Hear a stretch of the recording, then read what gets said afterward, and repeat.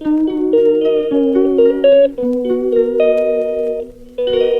Welcome back to our channel. Good morning, আশা করি সবাই ভালো আছো, আমরাও ভালো আছি। আজকে ভিডিওটা শুরু করছি এখান থেকে। আজ আমাদের 3টে সাইট সিন আছে শিলং থেকে যাওয়ার। তো বলি তো ছিলাম 6টার মধ্যে বেরোতে হবে। তো অ্যাজ ইউজুয়াল বাঙালির টাইমের তো ঠিক নেই, 10-15 মিনিট এদিক ওদিক হয়েই যায়। তো পাপানো থেকে রেডি হয়ে গেছে, ওর ঘুমোচ্ছিল, উঠলো পরে একটু খাইয়ে নিলাম, ভোরবেলা উঠলে খিদে পেয়ে যায়। তো চলো বেরিয়ে পড়ি, আর বেশি কথা বলে লেট করবো না। আজকে প্রচুর সুন্দর সুন্দর জায়গা দেখার ইচ্ছে আছে। সত্যি কথা বলতে গ্যাংটক বা সিকিম দেখে পাহাড়ের যে এক্সপিরিয়েন্সটা ছিল এখনও অবধি সেটা অর্থিত নয়, কারণ চারদিক দেখে খুব বেশি এখনও অবধি মানে সেই ফিলটা আসেনি আর কি। পাহাড় পাহাড় ব্যাপার, ঠান্ডা একটা আছে, প্লেজেন্ট ওয়েদার, খুব বেশি গরমও লাগছে না, খুব বেশি ঠান্ডাও লাগছে না, সুন্দর লাগছে, ফ্যান ট্যান লাগছে না। তো আজকে গিয়ে দেখি আজকে সাইটগুলো এক্সপ্লোর করে কিছু মানে ভালো এক্সাইটিং কিছু দেখা যায় কিনা। বাট কালকে গল্ফ কোর্সটা খুব সুন্দর লেগেছিল আমার। তো যাই হোক, চলো আজকে আর কথা বলে সময় নষ্ট করবো না, বেরিয়ে পড়ে আমাদের গাড়ি ওয়েট করছে আমাদের জন্য। চ্যানেলে নতুন হলে সাবস্ক্রাইব করতে ভুলো না, আর প্লিজ লাইক কমেন্ট শেয়ার করো। চলো টাটা।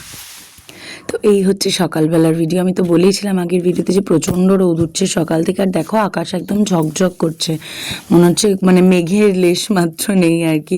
তো বৃষ্টির কোনো সম্ভাবনা না নেই জেনেই বেরিয়ে পড়লাম। তখন ঠান্ডা লাগছে, ঠান্ডা ঠান্ডা লাগছে আমার শোনাই কিরে। তো ফাইনালি পড়েছি আমরা বেরিয়ে। আর যেটা বলছিলাম সেটা হচ্ছে মানে হোটেলে থাকাকালীন আমরা বুঝতেই পারছিলাম না যে বাইরে এতটা গরম। আমি জানি না কীভাবে ওয়েদারের মধ্যে এতটা ফ্লাকচুয়েশন হতে পারে। আর বাইরে বেরিয়ে একটু একটু করে মনটা ভালো হতে শুরু করেছিল, কারণ চারদিকটা বেশ লাগছিল দেখতে, চা বাগান, তার মাঝখান থেকে রাস্তা, মন ভালো করার জিনিসপত্র আস্তে আস্তে চোখে পড়তে শুরু করেছিল। যাই হোক, সেদিনের ব্রেকফাস্টটা একদম মন মতো ছিল না। সেটা হচ্ছে পাউরুটি, বাটার আর কলা ছিল, ডিম সেদ্ধ ছিল না, যেহেতু লাঞ্চে সেদিন ভাত আর ডিম কষা হয়েছিল।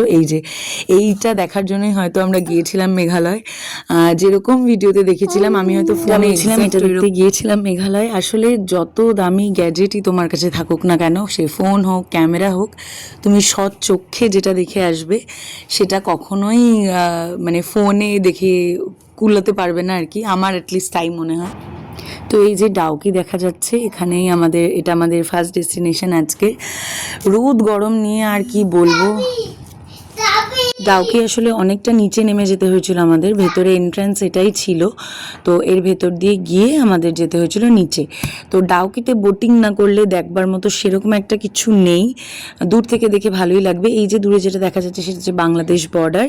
আমি একটু গিয়ে দেখে এসেছিলাম, এই যে দুটো বড় বড় পাথর ওপাশে দেখা যাচ্ছে, এর এপাশটা হচ্ছে মানে এই যে দিকটা দেখা যাচ্ছে সেটা হচ্ছে ইন্ডিয়া, আর ওপাশটা হচ্ছে বাংলাদেশ। হ্যাঁ, বিশ্বাস করো এটাই বর্ডার, এরকমই বর্ডার ওখানে। একদম ওপরে একজন সিকিউরিটি বসেছিলেন, উনি সমস্ত কিছু কন্ট্রোল করছিলেন। আমি ডাউকিতে বোটিং করতে পারিনি এত রোদের কারণে, পাপানকে নিয়ে বোটিং করা সম্ভব হয়নি। তো তারপর এই যে ফলসটা দেখতে পাচ্ছ, দারুণ ফলস, দারুণ, মানে ডাউকির ওই গরম কাটিয়ে এসে এই ঝর্ণাটা দেখে মানে মন প্রাণ ভরে গেছিলো। এটা হচ্ছে উমট্রেম লেক, আর ওটাই ফাউন্টেন, ওটাই লেক, ফলসটার নামই উমট্রেম। তো তারপর হচ্ছে ওরা এই গরম কাটাতে এখানে সবাই মিলে স্নান করছিল। আর সত্যি মন চাইছিল, আমাদের তো পরিস্থিতি নেই স্নান করার, আর গুছিয়ে গাছেও সেরকম কিছু নিয়ে যায়নি, বাচ্চারা এত বায়না করছিল, তো ওরা স্নান টান করলো। আর বললামই তো লাঞ্চে ছিল ভাত আর ডিম কষা। আমরা খাওয়া দাওয়া করে তারপরে গিয়েছিলাম মাউলিনং ভিলেজ। এটা সবাই জানো হয়তো, এশিয়ার সব থেকে ক্লিনেস্ট ভিলেজ।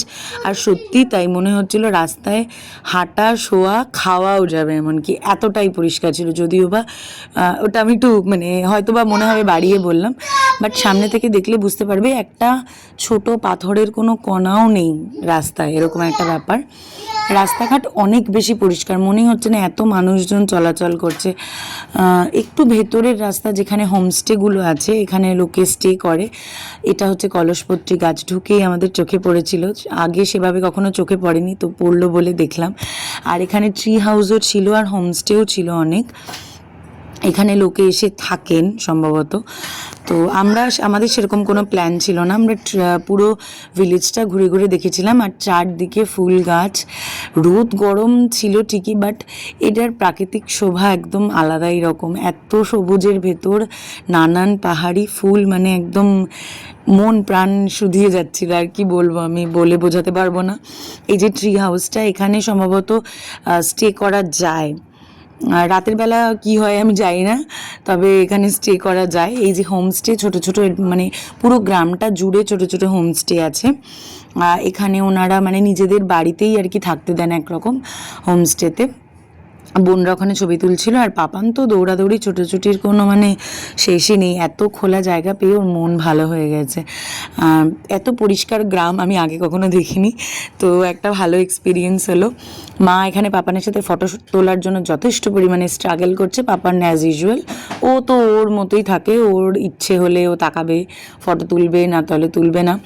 আর ওয়েদার নিয়ে আরেকটা জিনিস বলার, যদি কেউ এপ্রিল থেকে জুনের মধ্যে যাও তো অবশ্যই মানে এটা মনে মাথায় সেট করে যাবে যে বীভৎস গরম থাকবে। বীভৎস গরম যেটাকে বলে, সকালবেলা সেই গরমটা থাকবে। আর রাত হওয়ার সাথে সাথে মানে সূর্য অস্ত যাওয়ার সাথে সাথে কনকনে ঠান্ডা নয়, বাট ঠান্ডা লাগবে, মনে হবে গায়ে একটা কোনো কিছু থাকুক তাহলে ভালো হয়। এতটাই ওয়েদারের ফ্লাকচুয়েশন, যেটা আমাদের জন্য একদমই আনএক্সপেক্টেড ছিল। আর আমরা ভীষণই সমস্যার মধ্যে গিয়ে পড়েছিলাম। আর এখানে শুনেছিলাম আনারস সস্তা, তবে মোটেই তাই নয়, বেশ দাম ওখানে আনারসের। তারপরে আমরা গিয়েছিলাম যে সাইট সিনটা করতে, সেটা হচ্ছে লিভিং রুট ব্রিজ। তোমরা হয়তো রিসেন্ট একটা ঘটনা শুনেছো, আমরা ওখানে থাকাকালীন ঘটনাটা শুনেছিলাম, যেহেতু সেই সময়টা একটু চাহর হচ্ছিল ব্যাপারটা নিয়ে, একটা মিসিং কেস নিয়ে।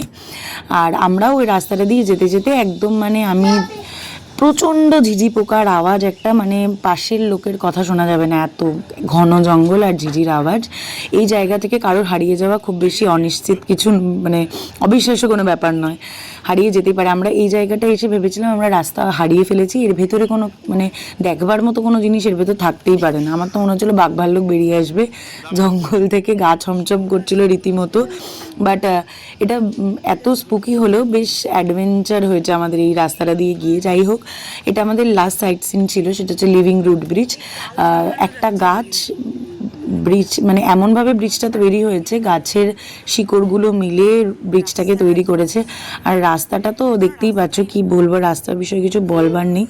ওর বাবা প্রচণ্ড ধৈর্য, তাই ছেলেকে কোলে করে করে, মানে উপায় নেই, তোমাকে ঘুরতে হলে বাচ্চাকে কোলে করে ঘুরতে হবে না, ওটা ব্যাপার, তাই আমরা করেছি। প্রচণ্ড কোমরে ব্যথা, পায়ে ব্যথা, এই সমস্ত তো হয়েইছে। যাই হোক, তো তারপরে আমরা এত খাটাখাটনি করে রাস্তাঘাট পেরিয়ে পৌঁছালাম এখানে। এই স্পটটা থেকেই নাকি ওনারা দুজন হাজব্যান্ড ওয়াইফ যারা কাপেল গিয়েছিলেন মেঘালয়তে, তারা হারিয়ে গেছিলেন। তো রাস্তাঘাটটা দেখার পর বাড়িতে এসে বড়মামা সব বলছিল, আমরা আলোচনা করার পর আমরা ভাবলাম যে এই রাস্তাটা থেকে সত্যি কারোর হারিয়ে যাওয়া মানে অবিশ্বাস্য নয়। রাস্তাটা এমনই, মানে কোনোভাবে যদি টেনে জঙ্গলের ভেতরে কাউকে নিয়ে যাওয়া হয়, রাস্তায় পরে কোনো লোক আসলে সেটা টের পাবে না, এতটাই ঘন জঙ্গল। তো যাই হোক, নিচে ঝর্ণাটা দেখে তো মনটা ভালো হয়ে গেল।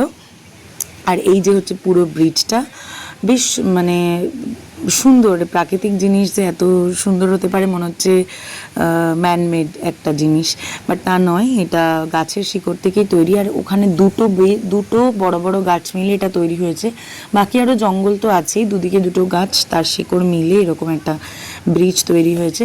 তারপর যে রাস্তা পেরিয়ে স্ট্রাগল করতে করতে আমরা পৌঁছেছিলাম, সেটা পেরিয়েই আবার আমাদেরকে আসতে হলো। তবে পার্কিংয়ে গাড়িটা একটু কাছে নিয়ে আসার কারণে ফেরার সময় অতটা কষ্ট হয়নি। এই যে পাপান, আমি তো তাড়াহুড়ো করে উঠতে পারছিলাম না, পাপান ভেবেছে মা হারিয়ে গেছে, কেন ওর পিছনে নেই। যাই হোক, লাস্টে ওর বাবা না পেরে আর কাঁধে করে উঠেছে ওকে। আর পাপান না কেন জানি না কাঁধে খুব বেশি উঠতে চায় না, একটু আনকমফোর্টেবল ফিল করে। তো যাই হোক, সন্ধ্যের পাহাড় দেখতে দেখতে হোটেলে ফিরছিলাম। মন তো ভালো হচ্ছিল, সাথে সাথে টেম্পারেচারও এদিক ওদিক হচ্ছিল। বাচ্চাকে নিয়ে ভীষণ টেনশন লাগবে, ভীষণ। বাট জানি না আমি, পাপানের কোনো প্রবলেম হয়নি, ফরচুনেটলি কোনো সমস্যা হয়নি। যে বাড়িটা দেখতে পাচ্ছ খুব সুন্দর, হয়তো বা ওখানকার ওয়েদারটাই এমন, বডি অ্যাডাপ্ট করে নেয়, কোনো প্রবলেম হয় না। তারপর হোটেলে ফিরে এখানে চা দিয়ে দিয়েছিল। আর গোপালকে নিয়ে কেউ কোনো খারাপ মন্তব্য করো না, ও আমাদের ফ্যামিলি মেম্বারের মতোই, ও আমাদের সাথে সমস্ত জায়গায় যায়। আর এই টেবিলের কাভারটা আলাদা করে পাতা ছিল, কোনো এঁঠো আমিষ কিছু খাওয়া ছিল না যেখানেও বসেছে। তো তারপরে আসি ডিনারের কথায়। বাড়িতে ফিরলাম, এখন বাজছে প্রায় 10টা। রাস্তায় প্রচুর সমস্যার মধ্যে পড়েছি আমরা, স্পটে অনেক ডাউকিতে গিয়ে প্রচুর টাইম কাটিয়েছিলাম। তো ওটাই মুখ চোখের যা অবস্থা, তাকাবার অবস্থা নেই আমার। পাপান যদিও ঠিক আছে, ওর কোনো প্রবলেম হয়নি, কারণ ও বাসে বেশ ঘুমোতে পেরেছে, কমফোর্টেবলি ছিল। তো আমরা ভাবলাম যে হোটেলে এসে গেছি, জাস্ট পৌঁছালাম, ভাবলাম একেবারে ডিনারটা করেই উঠি। কাকু একটু চা করেছিল, চা খেলাম, খেয়ে ভাবলাম রাতে বিরিয়ানি হয়েছে, ডিনারটা করেই একবারে উঠি, তাহলে আর আবার উপরে উঠে নামতে হবে না। তো চলো ডিনারটা করে নিই, তারপর দেখা। যা কষ্ট রাস্তায় হয়েছিল সমস্ত লাঘব হয়ে গেল একদম হোটেলে এসে, সেটা হচ্ছে বিরিয়ানি দেখে। জাস্ট কাকু বিরিয়ানিটা নামালো আর গন্ধে পুরো রেস্টুরেন্টটা মামা করছিল। তো যাই হোক, এখানে বিরিয়ানি আর চিকেন চাপ হয়েছিল সেদিনের ডিনারে।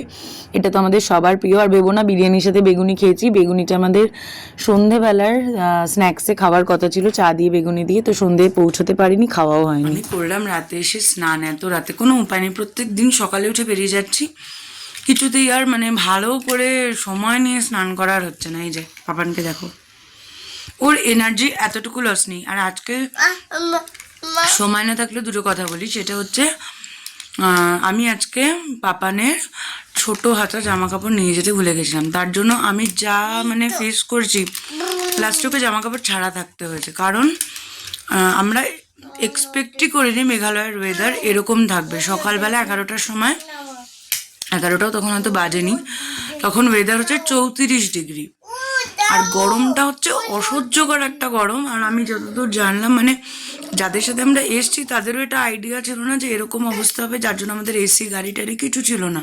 শিলংয়ের ওয়েদার যথেষ্ট প্লিজেন্ট, ভীষণই সুন্দর। আমরা ঘরে আছি, কোনো ফ্যান ট্যানের ব্যাপার নেই, একটা সুন্দর ঠান্ডা আছে, মানে কাপাকাপি ঠান্ডা আবার নয়, আবার মানে সুন্দর ওয়েদার। যাই হোক, বাট ওখানের ওয়েদার, এটা আমাদের ওখান থেকে প্রায় 83 না 85 কিলোমিটার ডাউকি, যেখানে আমরা গিয়েছিলাম।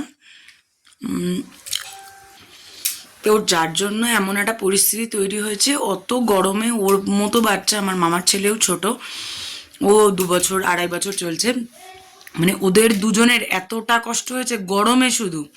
আর আজকে জার্নিটা আমাদের হেকটিক একটা জার্নি ছিল, বাপরে বাপ। 6:30টায় বাড়ি থেকে বেরিয়েছি, আর 10টা 3 বাজে আমরা হোটেলে ঢুকেছি। মাঝখানের টাইমটা পুরোটা বাইরে। পাপান আজকে প্রায় 3-4 বার সেরেলাকি খেয়েছে, অগত্যা কোনো উপায় নেই। দুপুরবেলা আমাদের লাঞ্চ উনি ক্যারি করেছিলেন, সরি, সেখান থেকে একটু ভাত একদম মানে এটা হয়তো কম বেশি সবাই জানবে, কারণ ওদের ভাতটা এতক্ষণ ঠিকঠাক রাখার জন্য ভাতটা ওরা একটু শক্ত বানায়, যে কারণে পাপান এখনও মানে খুব ভালো করে চিবিয়ে খাওয়া ব্যাপারটা পারে না, ওই জন্য ওর একটু সমস্যাই হয়ে গেছে। তা ওর বাবা অনেক কষ্ট ফষ্ট করে মেখে টেখে দিয়েছিল। তো ওখানে দাঁড়িয়ে ওকে অল্প করে একদম বাটার দিয়ে জল দিয়ে চটকে ওই ডিমের কুসুম দিয়ে অল্প ভাত খাইয়েছিলাম। ওই সারাদিন ওর ভাত খাওয়া। এখন ওর জন্য সুজি বানিয়েছি, এত রাতে আর কি দেবো, তো সুজি বানিয়েছি, ওটা খাওয়াবো, খাইয়ে ওকে চেঞ্জ করাবো, করিয়ে ঘুম পাড়াবো। আচ্ছা, দুটো কথার একটা তো বললাম ওয়েদার, আর 2 নম্বর হচ্ছে জুন মাসে বোধহয় মেঘালয়া আসাটা আমাদের উচিত হয়নি। এটা জানি না, এখনো অবধির এক্সপিরিয়েন্স থেকে আমি বলছি, আমাদের আগামী এক্সপিরিয়েন্স কী হবে জানি না। কালকে আমাদের চেরাপুঞ্জি যাওয়ার কথা আছে। কালকে চেরাপুঞ্জি না পরশুদিন চেরাপুঞ্জি, কালকে চেরাপুঞ্জি যাওয়ার কথা আছে। ওখানকার ওয়েদারটা, যদিও গতকালের ওয়েদার যথেষ্ট ভালো ছিল, আজকের ওয়েদারটা নিয়ে আমাদের কোনো আইডিয়াই ছিল না যে মেঘালয়াতে এরকম ওয়েদার হতে পারে। আমরা আসার সময় 2 মাস ধরে বারবার দেখেছি এই ওই সেই, আমরা ভীষণ টেনশানে ছিলাম যে বৃষ্টি থাকবে, অনেক জায়গাপত্র হয়তো দেখতেই পারবো না, নানান সমস্যা হবে, এইসব ভেবে এসেছিলাম। হলো হচ্ছে উল্টোটা, পুরো গরমে মারাত্মক কষ্ট হয়েছে। শুধু গরম না, আমরা এক্সেসিভ জার্নি করেছি আজকে, প্রচণ্ড টায়ার্ড হয়ে গেছি সবাই, বাচ্চা থেকে বড় সবাই। তো ওনারা মানে এখানে আশপাশের লোকজনেরাও বলছে জেনারেলি জুন মাসে এরকম ওয়েদার থাকে না। বাট কিছুদিন আগে সবাই হয়তো জানো, আসাম গুয়াহাটিতে একটা বন্যা হয়েছিল, তো যেটার কারণে হয়তো বা মানে ওয়েদারটা একটু চেঞ্জ হয়েছে, এত তাড়াতাড়ি বর্ষা আসার কারণে নানান সমস্যা। তো যাই হোক, আমরা আসাম গুয়াহাটিতে থাকতে খানিকটা আভাস পেয়েছিলাম যে আসামে এতটা গরম জেনারেলি হয় না। তো যাই হোক, কেটে গেল একটা দিন। আর লাস্ট লিভিং রুট ব্রিজটা তো আমরা খুব ভালো দেখেছি। এত মানে এত জার্নির পর একটা চোখ সাধারণ জিনিস আসলে কি হয়, মানে প্রচুর ঘুরতে আসলে জার্নি অবভিয়াসলি হবে, বাট আমরা সবসময় চাই যে অ্যাটলিস্ট একটা ভিউ বা একটা সাইট আমরা এমন সুন্দর দেখি যাতে করে মন ভরে যায়। বাট আজকে আমাদের সেটা হয়নি আনফর্চুনেটলি। ডাউকিতে আমরা এমন টাইমে পৌঁছেছি, ওই টাইমে বোটিং করা পসিবল ছিল না।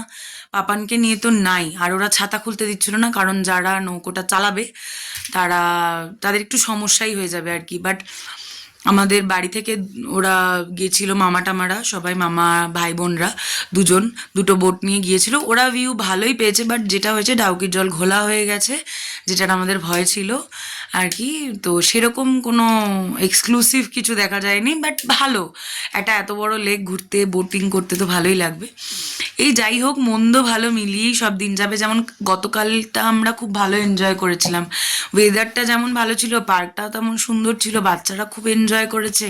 বাট আজকের দিনটা আবার গুলিয়ে মিলিয়ে অন্যরকম গেল। তো যাই হোক, আবার এক্সপেক্ট করছি কালকের দিনটা খুব ভালো যাবে। তো চলো আজকের ব্লগটা এখানেই শেষ করি। কেমন লাগছে ভিডিওগুলো জানিও, আর চ্যানেল নতুন হলে সাবস্ক্রাইব করতে ভুলো না। আজকের মতো টাটা, গুড নাইট, চলো বাই বাই। পাপানকে দেখো, এই যে কি করছো, গাড়ি নিয়ে দুষ্টুমি করছো, ওঠো।